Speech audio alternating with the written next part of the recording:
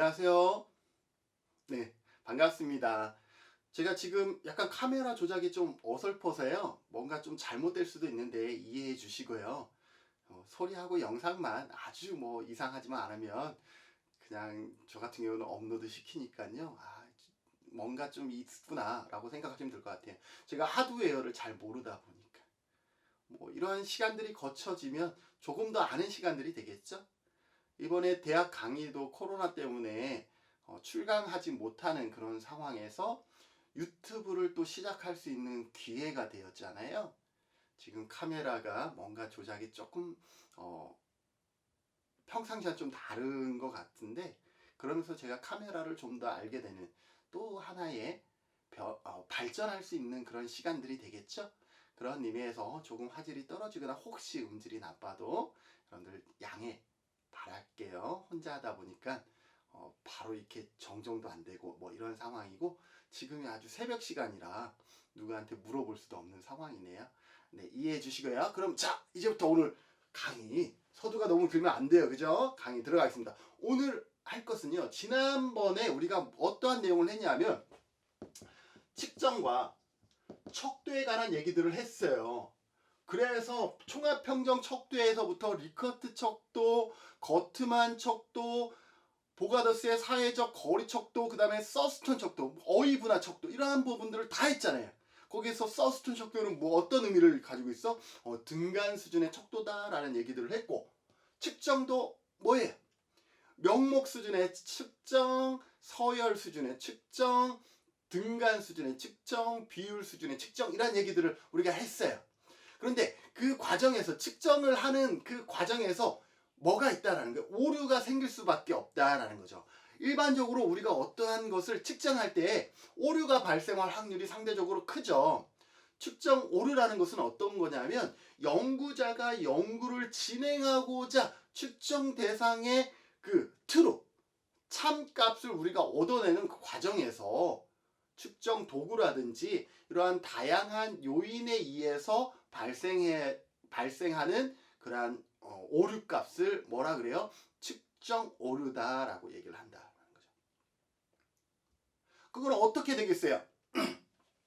우리가 어떤 것을 측정하면 측정값은 어떻게 되겠어요?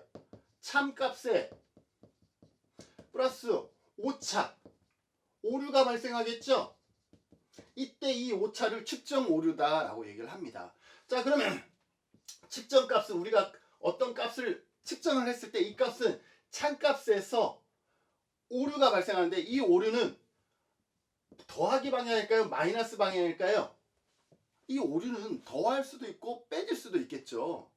예를 들어 우리가 줄자로 가장 쉽게 길이를 쟀다라고 쳐요. 길이를 재는데, 아주 줄자를 처음 써본 사람이 길이를 재다 보니 이게 10cm인데 11cm라고 얘기할 수도 있고, 10cm인데 9cm라고 얘기할 수도 있잖아요. 그래서 이 측정 오류는 항상 오류기 때문에 우리는 마이너스 값만 가질 것이다 라고 생각하지만 그렇지 않다라는 거예요. 양의 값도 가질 수가 있고, 측정 오류는 음의 값도 가질 수가 있다라는 거 기억하시고요.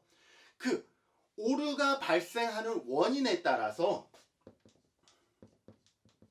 체계적 오류와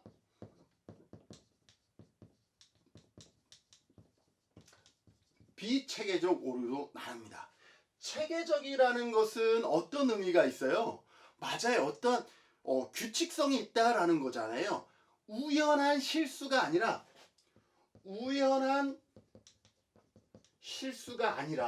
어떠한 규칙성을 가지고 있는 오류인데도 불구하고 죄송합니다. 목에 뭐가 막혔나봐요.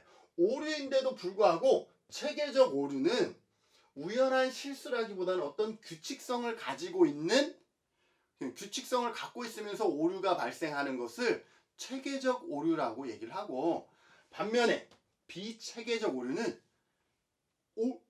체계가 없는 거예요. 체계가 없이, 그러니까 우연찮게 막 오류가 발생한다라고 보시면 될 것 같습니다. 그래서 이 체계적 오류는 어때요? 규칙성이 있기 때문에 규칙성이 있고, 그렇기 때문에 지속성을 갖겠죠. 그렇기 때문에 반대로 어떻게 해야 돼요? 제거해 줘야 되는데, 규칙을 갖고 있기 때문에 오히려 제거하기가 편하다라는 거예요. 충분히 의지만 있으면. 그래서 그러한 체계적 오류는 주로 측정 대상자나 아니면 연구 대상자 있죠. 그러니까 연구하는 저나 아니면 이 연구 설문을 응답하는 그 응답자 둘 중에 한 영역에 어떠한 편향이 있을 때 보통 어떻게 되냐면 체계적 오류가 발생한다라는 거죠. 예를 들어서 제가 체계적 오류로 설문 문항을 만들 때 이렇게 하는 거죠. 요즘 코로나로 인해서 기본소득이라는 얘기를 많이 하죠. 여러분들 기본소득 뭔지 아세요? 혹시 모른다면 한번 기본소득도 한번 사회복지를 하고 계시니까 여러분들 공부하시면 좋을 것 같아요. 근데 제가 설문을 만들 때 아예 애시당초 이렇게 얘기를 하는 거죠. 요즘 코로나 위기에 기본소득은 반드시 필요하다라고 생각이 되어지는데 기아의 의견은 어떻습니까? 자, 이렇게 되면 응답자는 어떻게 응답할 수밖에 없어요? 필요하다라고 응답할 확률이 크죠. 왜? 김준은이 설문 문항에 뭐라고 제시해버렸어? 이러한 코로나 위기 환경에서 기본소득은 필요하다라고 이미 뭘 해버렸어? 다 전제를 내려버렸잖아요. 그렇기 때문에 이 내용을 잘 모르는 사람들은 어때요?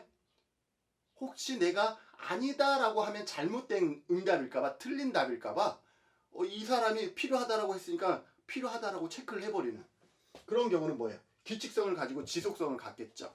이러한 오류가 체계적 오류예요. 또 반면에 이런 거예요. 나는 설문 문항을 잘 만들었는데 설문 응답자의 요인이 발생하는 거죠. 설문 응답자가 어떻게 하냐면 고정 반응을 보여버리는 거예요. 뭐? 고정 반응. 예를 들어서 1번 5점 리커트 문항을 읽었는데 이걸 읽었더니 매우 만족 문항이야. 그러면 그 다음 문항 읽지도 않고 어떻게? 매우 만족. 여러분들 그런 경우 있잖아. 착착착착착. 2번 문항 또 두 번째 단락의 문항을 읽었더니 이것도 매우 만족이야. 그럼 나머지 문항 읽지도 않고 매우 만족 착착착착착. 이러한 뭐예요? 고정 반응에 의해서 이루어지면 어떻게 해요? 어떤 규칙성을 가지면서 지속적으로 이루어지겠죠. 자, 이러한 것들이 뭐예요? 체계적 오류이고요. 이런 것도 있어요. 사회적으로 바람직한 것을 선택을 해요. 설문을 한다라는 것은 그 사람의 생각을 우리가 알고 싶은 건데 응답자가 자기의 생각을 체크하지 않고요. 사회적으로 바람직하다라고 합의된 내용들을 체크하고 있어. 그 다음에 또 어떤 경우가 있어요? 문화적인 차이. 우리나라의 문화와 외국의 문화가 다르기 때문에 응답 자체가 전혀 다르겠죠. 해석 자체도 달라버리고. 이러한 오류를 뭐라 그래요? 체계적 오류에 의한 오류다라고 보시면 될 것 같습니다.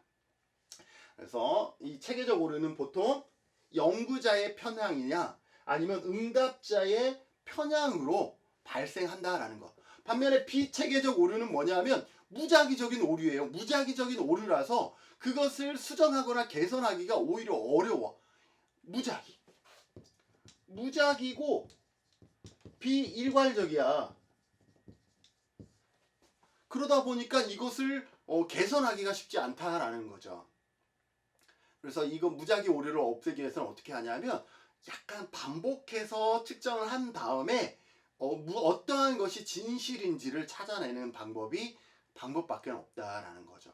그러면 이런 무작위 오류는 교수님 그런 게 어떨 때 그런 오류가 발생하나요? 이런 경우죠.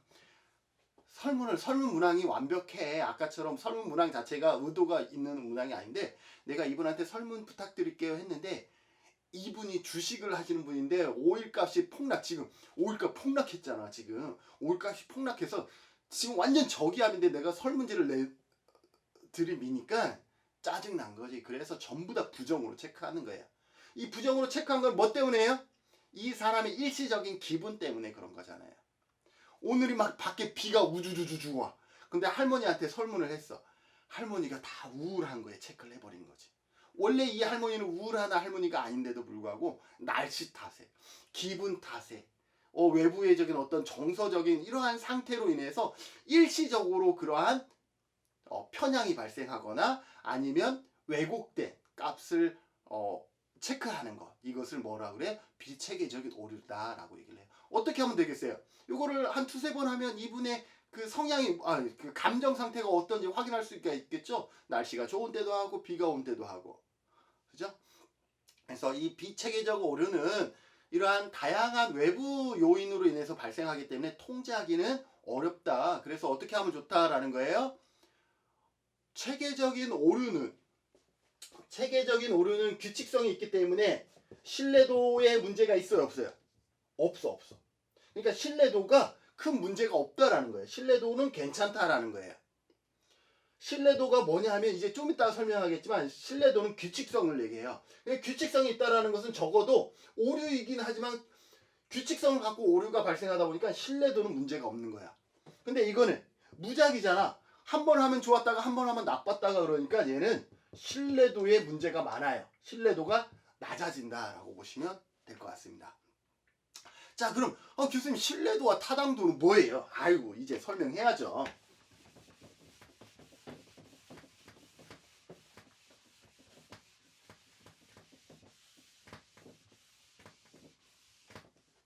자, 신뢰도는요. 자, 이제 끝났어요.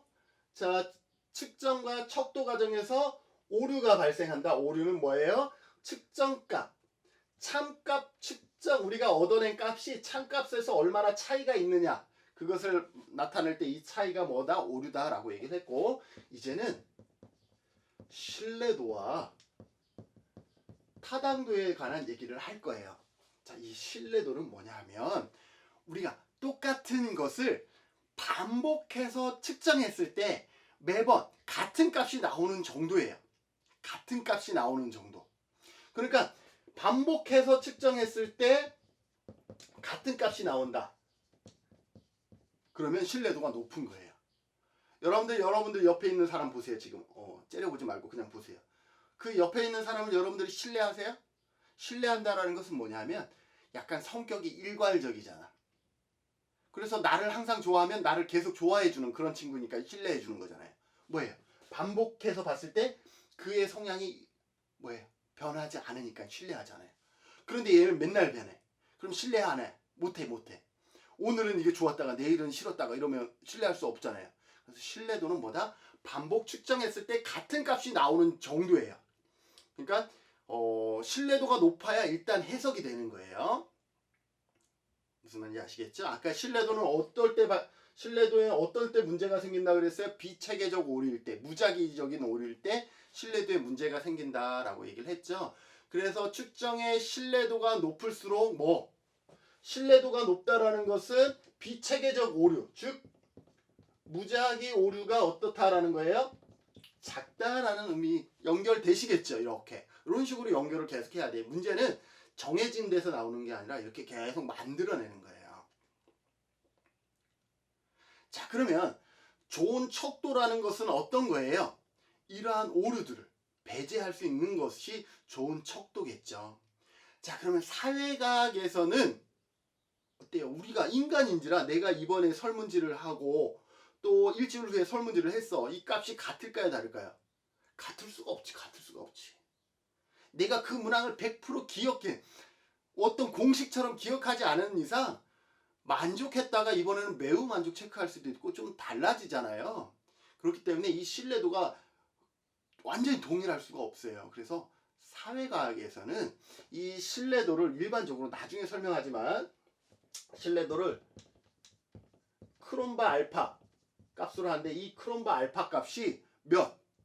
0.6 이상이면 크롬바 알파 값이 0.6 이상이면 우리가 신뢰도가 있다라고, 알파 값이 0.6 이상 이렇게 표현해야 될 것 같네.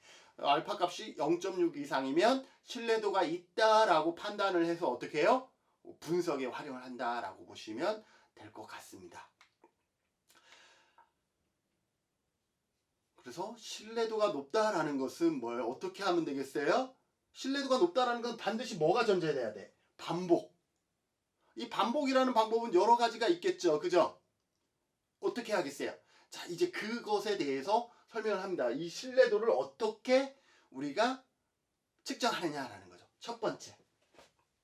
크롬바 알파 값은 가장 많이 쓰는 방법이 크롬바 알파 값인데 좀 이따 다시 설명할게요. 첫 번째는 어떤 거냐면 조사자 간 신뢰도예요. 조사자 간 신뢰도.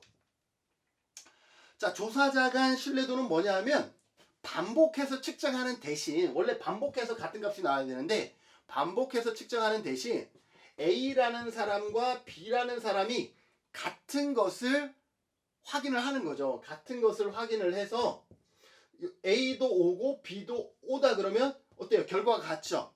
그러니 어떻게 해요? 같은 값이 나왔다 해서 신뢰도가 높은 거예요. 이 경우 어떻게 하냐면 제가 연구를 한 것 중에 뭐가 있었냐면 지적장애에 대한 기사를 전국에서 지적장애라는 단어가 들어간 정신지체, 지적장애 이러한 단어가 들어간 신문을 전부 다 분석을 한 거예요. 수백 개를 분석을 했는데 거기에 뭐가 있었냐 하면 성향이 있었어. 성향. 이 기자가 이 지적장애 또는 정신지체 장애를 볼 때 긍정적인 마인드로 받느냐 부정적인 마인드로 받느냐를 제가 구분을 한 거예요. 근데 저 혼자 구분하면 저의 편향이 발생할 수 있잖아요. 그래서 다른 연구자 한 사람을 해서 똑같이 그 기사를 같이 봤어요. 그 사람은 그 사람 집에서 나는 내 집에서 본 다음에 체크를 한 거죠. 긍정이면 긍정에다가 체크를 한 거예요. 그래서 요 두 가지의 결과값을 해서 몇 프로가 일치하는지를 본 거죠. 그래서 그분과 내가 본 것이 한 94% 정도가 일치하는 거예요. 그러니까 100개 정도면 6개 정도가 그 사람은 긍정으로 했는데 나는 부정으로 했거나 그 사람은 부정으로 했는데 나는 긍정으로 체크한 거예요. 그럼 이 정도는 어떻게 해? 신뢰도가 있다라고 해서 뭐예요? 그 내가 한 데이터를 갖고 뭘 했어요? 분석에 활용했다. 그것을 뭐라 그런다? 조사자 간 신뢰도라고 얘기를 한다. 조사자 간 신뢰도는 어떻다? 두 사람이 같은 어떤 척도를 이용해서 그 결과값이 얼마나 비슷한가를 통해서 신뢰도 값을 결정하는 방법이고요. 두 번째, 검사, 재검사. 말 그대로 검사, 재검사는 여기는 두 사람이었는데 이게는 한 사람이 검사를 한 다음에 일정한 시간이 지난 다음에 다시 검사를 해서 이제는 두 사람 필요한데 이제 본인만 혼자 하는 거예요. 그래서 검사, 재검사는 같은 사람이 같은 척도를 시간의 간격을 두고 반복해서 검사한 다음에 그 두 개의 값을 비교를 하는 것을 뭐라 그런다? 검사, 재검사 법이다 라고 얘기를 합니다. 이 검사, 재검사를 통해서 신뢰도를 확인하는 법은 좋은데 두 사람이 필요 없으니까 좋은데 문제가 있어요. 문제가 뭐냐 하면 검사지도 하나만 있으면 되고 그죠? 반복해서 할 거니까 하나만 있으면 되고 두 사람도 한 사람만 있으면 돼. 그래서 좋아. 그런데 문제는 뭐냐 하면 일단 시간을 기다려야 되죠. 한번 하고 다시 신뢰도를 확인하려면 보통 너무 빨리 하면 오늘 검사인데 내일 검사하면 이거 기억해 버리잖아. 이 기억하는 것을 뭐라 그랬어요? 검사 효과, 시험 효과, 테스트 효과라 그랬죠. 이 검사 효과, 시험 효과, 테스트 효과 같은 척도를 두 번 하다 보니까 이게 발생해 버리는 거야. 그래서 두 번째가 일반적으로 점수가 높아지는 거예요. 그래서 이 영향력을 최대한 줄이려면 어떻게? 첫 번째 하고 좀 까먹을 만 할 때 해야 되겠죠. 그래서 보통 2주 후에 해요. 그러다 보니까 뭐예요? 단점은 그거겠죠. 검사 효과, 시험 효과, 테스트 효과가 발생할 수 있고 또 시간의 간격을 두다 보니까 그 효과를 최대한 줄이기 위해서 시간의 간격을 설정하다 보니까 뭐예요? 신뢰도를 확인하는데 시간이 많이 걸린다라는 이러한 뭐가 발생한다라는 거예요? 단점이 있다라고 보시면 될 것 같습니다. 그렇게 해서 나온 게 뭐냐면 세 번째가 대안검토법. 대안검토법, 다른 말로 대안비교법이다라고 얘기를 해요.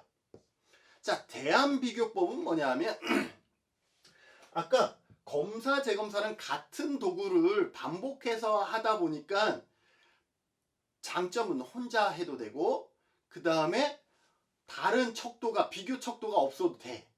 반면에 검사 효과, 시험 효과, 테스트 효과가 발생하고 시간을 기다려야만이 측정이 가능했어요.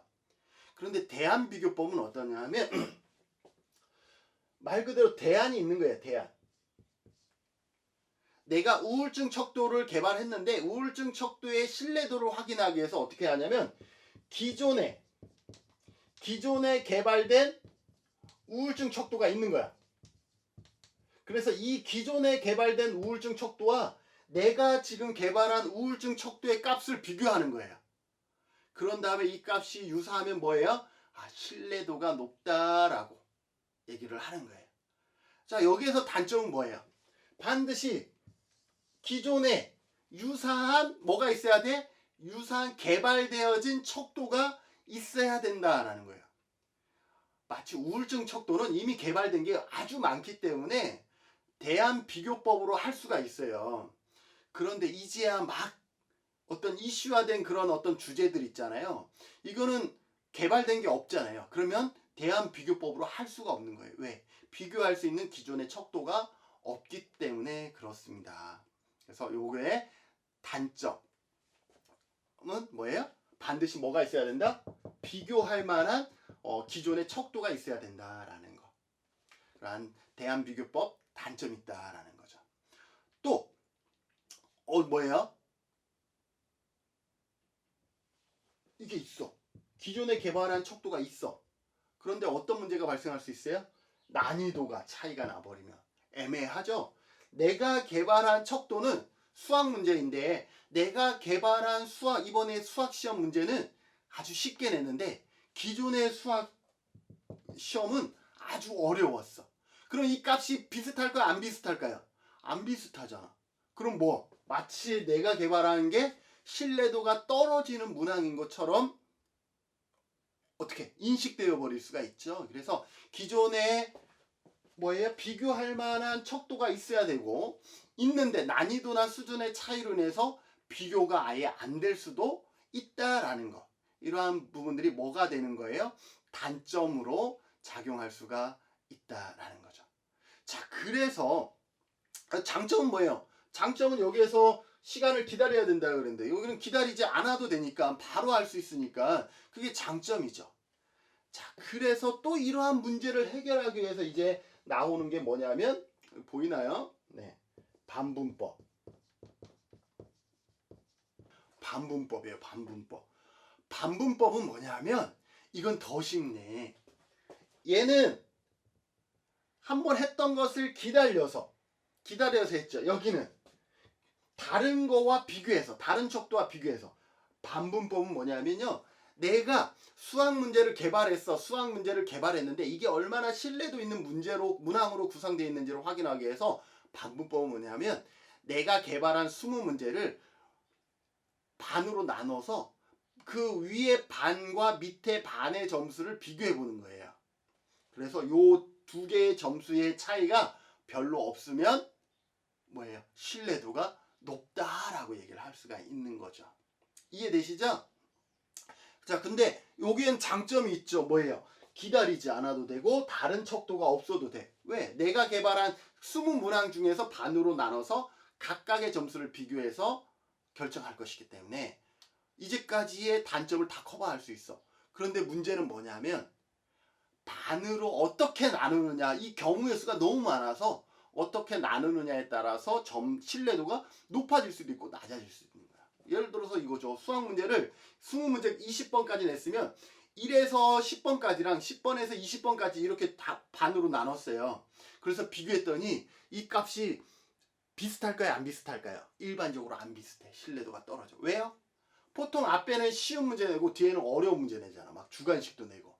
그러니까 앞에는 점수값이 50점 반으로 나눴으니까 50점 만점에 40점인데 뒤에는 50점 만점이 10점밖에 안 나오는 거지. 그러니까 이게 비교했더니 점수 차이가 너무 많이 나잖아. 그럼 신뢰도가 떨어졌다라고 결론이 나는 거예요. 근데 그런 건 아니잖아요. 예를 들어서 이것을 반으로 홀수번과 짝수번으로 나눴으면 어떻게 두 점수가 어떻게 하겠어요? 비슷하게 나오겠죠? 이렇게 반으로 나눌 수 있는 경우가 이것만 있나요? 아니에요. 1번 그 다음에 2번 건너뛰고 11번까지 그 다음에 2번하고 12번부터 20번까지 이런 식으로 나눌 수 있는 경우의 수가 너무 많기 때문에 어떻게 나누느냐에 따라서 신뢰도의 값이 높아질 수도 있고 낮아질 수도 있다라는 그러한 뭐가 있다라는 거예요? 단점을 가지고 있다라는 거예요. 그렇게 해서 나온 게 뭐? 아까 우리가 제일 처음에 가장 많이 사용한다라고 했던 뭐예요? 크롬바 알파 값이에요. 다른 말로 내적 일관성 다라고 해요. 내적 일관성. 내적이니까 외부에서 찾는 것이 아니라 내부에서 찾는 거예요. 내부에서 찾는 거. 그래서 이것을요 쉽게 설명하면 이거예요. 내적 일관성 측정 방법은요, 아까 반분법이 나누는 경우의 수가 엄청 많다 그랬잖아요. 그래서 그 엄청 많은 나누는 경우의 수를 통계 패키지가 프로그램이 알아서 처리해서 결과값을 툭 보여주는 것이 크롬바 알파 값이에요. 그래서 우리가 계산하기는 어렵죠. 뭐 문항이 많으면 우리가 계산하기가 어렵죠. 예를 들어서 뭐 10문항 넘어가면 반으로 나눌 수 있는 경우가 너무 많기 때문에 시간이 엄청 걸리잖아요. 근데 프로그램에서 바로 툭 하면 1분이면 바로 결과가 나와요. 컴퓨터가 그만큼 빠른 거죠. 그죠? 그렇게. 그런데 그 개념은 아셔야죠. 크롬바 알파 값은 뭐다? 문항. 우리가 문항의 내부를 내적 일관성을 확인하기 위해서 반으로 나눌 수 있는 모든 경우의 수를 컴퓨터가 알아서 그 상관성을 나타내 준 것이 뭐다? 크롬바 알파 값이다 라고 보시면 될 것 같습니다.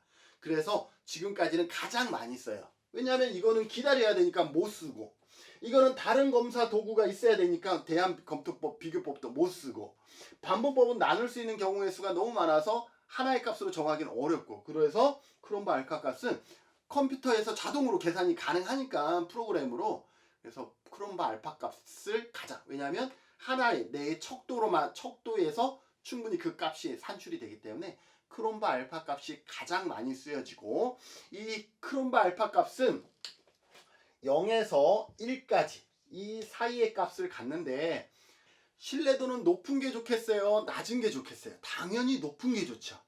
그런데 1이라는 값이 나올 수 있어? 없어? 일반적으로 없다라고 얘기를 했죠. 인간이기 때문에. 그래서 이 신뢰도도 뭐예요? 높으면 높을수록 좋은데 1이 아니더라도 어떠한 일정 수준 이상이면 신뢰도, 이것도 보통 뭐 0.6 이상, 0.60 이상이면 신뢰도가 있다라고 해서 하게 된다라고 보시면 될 것 같습니다. 그리고 이 크롬바 알파 검사에서요, 크롬바 알파는요 또 장점이 있는데 뭐냐 하면, 예를 들어서 이런 거예요. 문항이 보통 우리가 지수나 척도는 20문항까지 있다, 문항이 다수의 문항으로 검사를 한다라고 했잖아요. 근데 이 크롬바 알파 검사를 여러분들이 나중에 혹시나 SPSS나 뭐 이러한 통계 패키지를 사용해서 분석을 하게 되면 신뢰도 분석이라고 해요. 크롬바 알파 분석이라고 하진 않고 신뢰도 분석하면 보통 크롬바 알파라서 신뢰도 분석을 하게 되면 뭐가 나오냐면 이게 나와요. 알파 값이요 이렇게 돼요. 여기에다가 이렇게 문항, 이거 시험에도 나왔었어요. 제거시 크롬바 알파 값. 크롬바 알파는 크면 좋다 그랬죠. 그래서 여기에다가 0.7, 2번은 0.8, 3번은 0.72, 이거는 0.75, 0.9. 전체의 크롬바 알파는 0.73이었다고 쳐요. 0.73이었는데 이렇게 돼요. 전체 크롬바 알파 값도 나오고 이런 식으로 문항 제거시 크롬바 알파 값도 이렇게 붙여져요. 자, 여기서 헷갈리지 마요. 자, 여기에서 크롬바 알파를 하면 문항을 제거해서 신뢰도를 더 높여줄 수 있는 장점이 있어. 자, 그러면 여기에서 여러분들은 어떤 문항 없앨래요? 어떤 문항 없앨래? 자, 1번 없앨래요? 안 없앨래요? 이거 없애면 안 돼. 여기서 헷갈리면 안 돼. 1번 없애면 크롬바 알파 값이 0.7이 된다라는 거야. 지금 0.73인데 0.7 되면 좋은 거야, 나쁜 거야? 나쁜 거잖아. 없애면 나쁜 거야. 그래서 얘는 살려야 돼. 2번 없앴더니 2번의 문항을 제거하면 크롬바 알파가 0.8이 된대. 그럼 없앨래 안 없앨래? 없애야 돼. 얘 없애는 거야. 3번 없애겠니 안 없애겠니? 지금 0.7 전체 신뢰도가 0.73인데 3번을 없애면 0.72가 된대. 그럼 신뢰도가 더 낮아지잖아. 없애면 돼 안 돼? 안 되는 거야. 이거는 0.75는 없애. 0.9도 없애. 이렇게 되는 거예요. 그래서 신뢰도의 크롬바 알파는 뭘 할 수 있어? 문항 제거 시 크롬바 알파 값이 보여지기 때문에 문항을 제거했을 때 크롬바 알파 값이 더 높아진다 그러면 그 문항은 어떻게 해야 한다? 과감하게 버리면 전체 신뢰도가 올라간다라는 것을 확인할 수가 있다는 거예요. 자, 신뢰도를 높이려면 어떻게 하면 좋겠어요? 측정 도구를 명확하게 하고 명확하게 하는 게 좋겠죠? 개념을 명확하게 한다든지, 그죠? 그래서 응답자가 인식하지 못하는 그런 응답이 없도록 해주면 훨씬 좋다라고 보시면 될 것 같습니다. 야, 이게 리얼일까요? 뭐 크게 설명하지 않았는데 신뢰도가 끝나버렸네요. 시간이 다 지나버렸네요. 자, 그러면 타당도는 아쉽지만 다음 시간에 우리가 타당도를 학습하도록 하겠습니다. 괜찮죠? 오늘 수업 여기서 마치겠습니다. 수고하셨습니다.